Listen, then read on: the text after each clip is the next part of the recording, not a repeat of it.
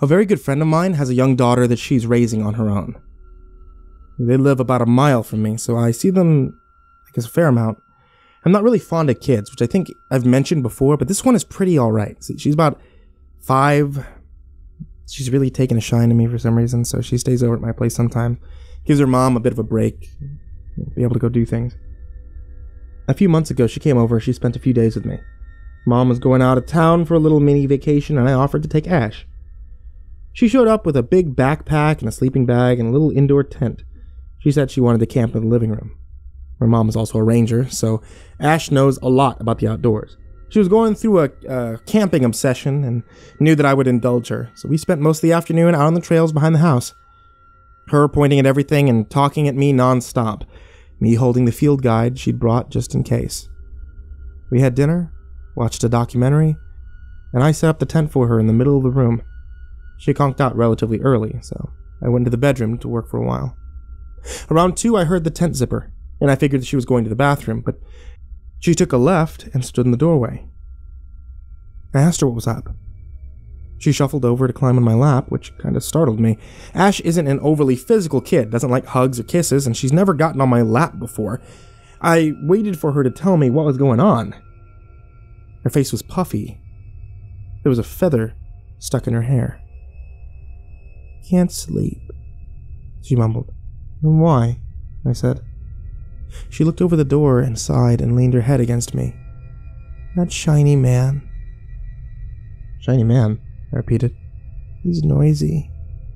And he's bright. The light's in my eyes. He's too noisy." I thought about that while she fell asleep. I brought her back to the living room and maneuvered her back into the tent without waking her up. I didn't see anything strange, so I went to bed. I figured that she must have just had a weird dream. About a month later, she came to spend the night again, but she didn't bring her tent. So I put her in the bedroom like usual. We'd had a long day, and as soon as she was asleep, I got set up on the couch and I passed out. At some point, she shook me awake. I woke up, I turned over. "I need a blanket, please." "You cold?" I sat up. "He wants one." I stood up and turned on the light. "Who does?" "Shiny man.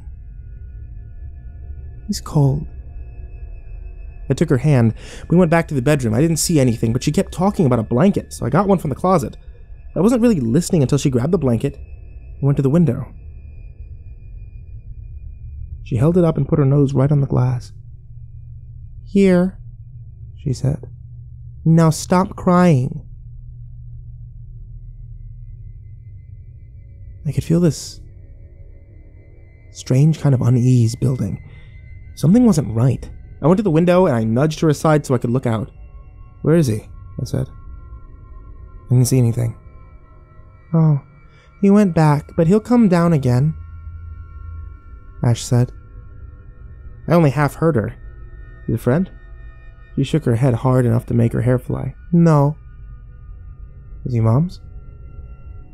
Ash's father had been stalking her mother for years, and he's tried to manipulate Ash before, promising her toys if she says bad things about her mom, that sort of thing. I was starting to wonder if he was the man, trying to get her to open the window so that he could snatch her. I pulled the blinds shut and got down so I could talk to her seriously, eye to eye. "Is he her friend?" I asked again, but she shook her head. "No." "Does he want you to go outside?" I was listening for any kind of noise, watching for the motion-activated lights to go off.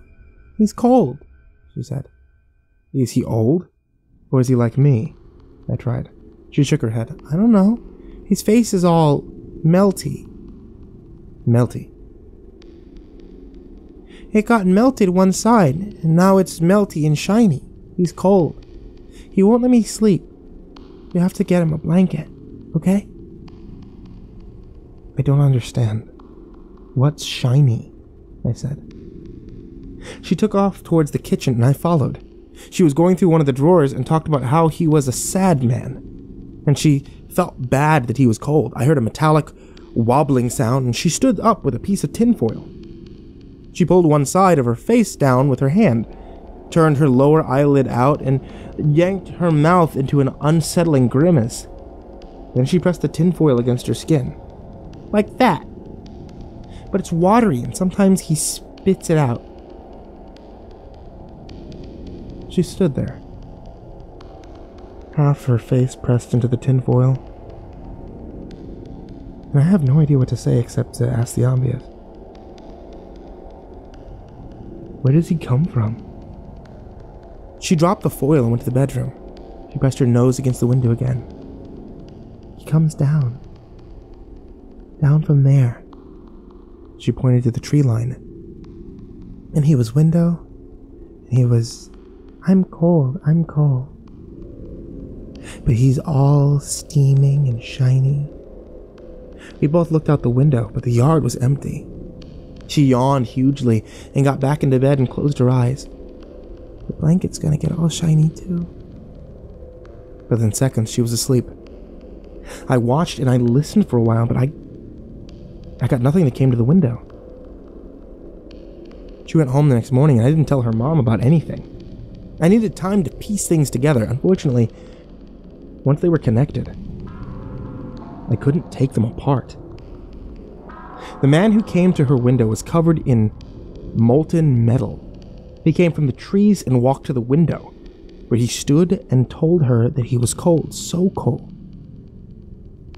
Molten metal, I later learned, destroys the nerves, incinerates them on contact. What's left is shock, the sensation of intense, unbearable cold, and a small eternity before the water in the body explodes outward and the flesh evaporates in a cloud of vapor. Ashley still comes over, and the shiny man still visits. I'm a heavy sleeper, but lately, I've taken to wearing earplugs at night when I'm alone.